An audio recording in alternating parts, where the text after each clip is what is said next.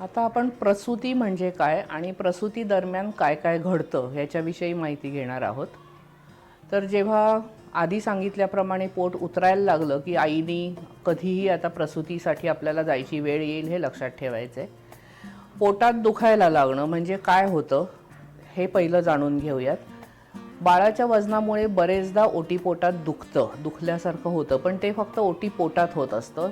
त्याला false labour pains असं म्हणतात. ही खरी प्रसूती नाही, प्रसूतीची ही खरी लक्षणं नाही आहेत. तर कळा जेव्हा पोटात यायला लागतात, पोटात दुखायला लागतं, त्यावेळेला ती खरी आहे की खोटी प्रसूतीची कळ आहे हे कसं ओळखावं.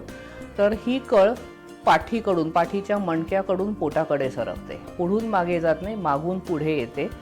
आणि दुसरी गोष्ट म्हणजे हे होत असताना पोट अतिशय दगडासारखं कठीण होतं. म्हणजे आता ह्या खऱ्या लेबर पेन्स सुरू झालेल्या आहेत किंवा खरी प्रसूती आता सुरू होणार आहे हे लक्षात येतं. असं जेव्हा 2-2 तासांनी 3-3 तासांनी असं दुखायला लागेल, पहिलट करणीला थोडा वेळ असतो, पण जर हे तुमचं दुसरं किंवा तिसरं बाळ असेल तर मात्र ताबडतोब हॉस्पिटलमध्ये जाणं गरजेचं आहे.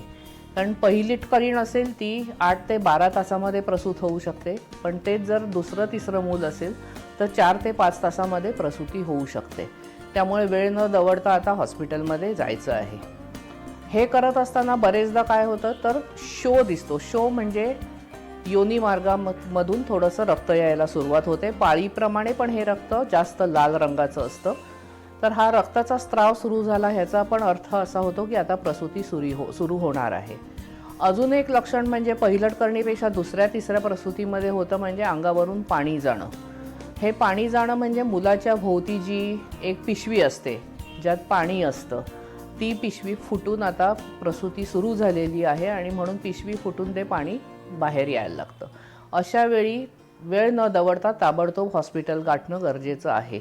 कारण जर हे पाणी असंच जात राहिलं तर मूल कोरडं पडून त्याच्यानंतर मूल गुदमरू शकतं. त्यामुळे लगेच आता हॉस्पिटलमध्ये जायचं आहे.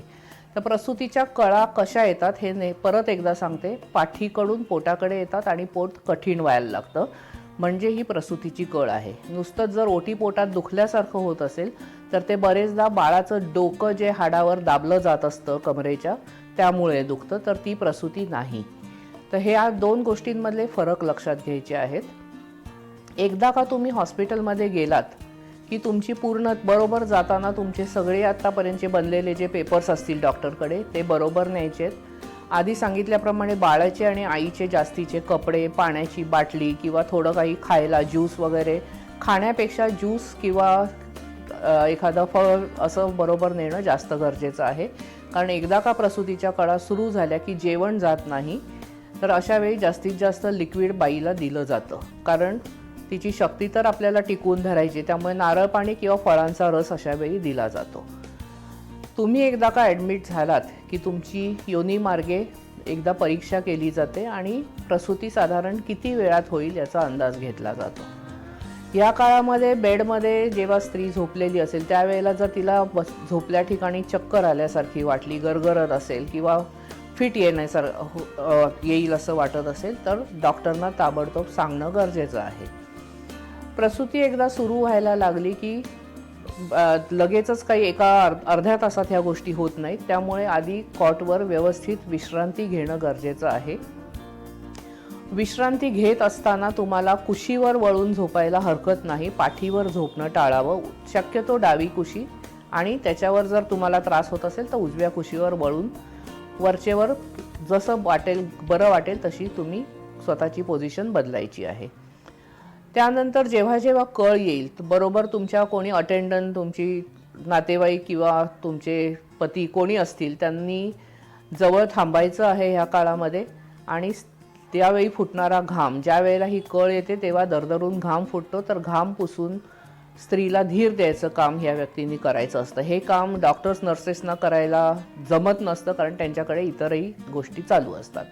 तर त्यामुळे एक अटेंडंट बरोबर असणं गरजेचं आहे.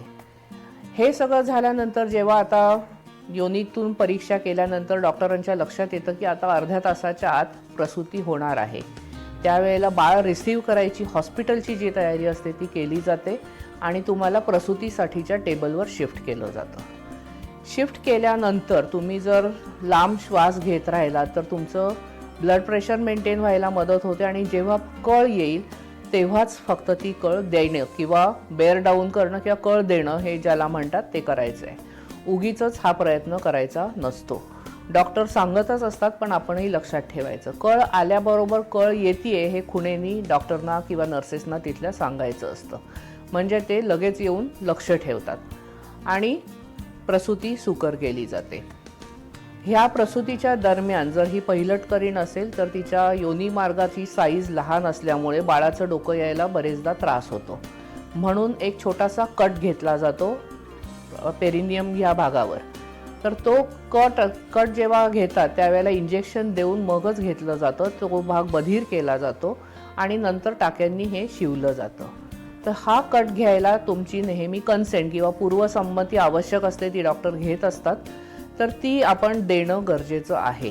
तसं न केल्यास जर तसाच जन्म देण्याचा प्रयत्न केला तर वाकडा तिकडं कातडी फाटून नंतर बरेच मोठे गंभीर त्याच्यातून रोग उद्भवू शकतात. त्यामुळे एपिझॉटमी किंवा टाके घालण्याची गरज आहे असं सांगितल्यानंतर त्यासाठी संमती देणं आवश्यक आहे.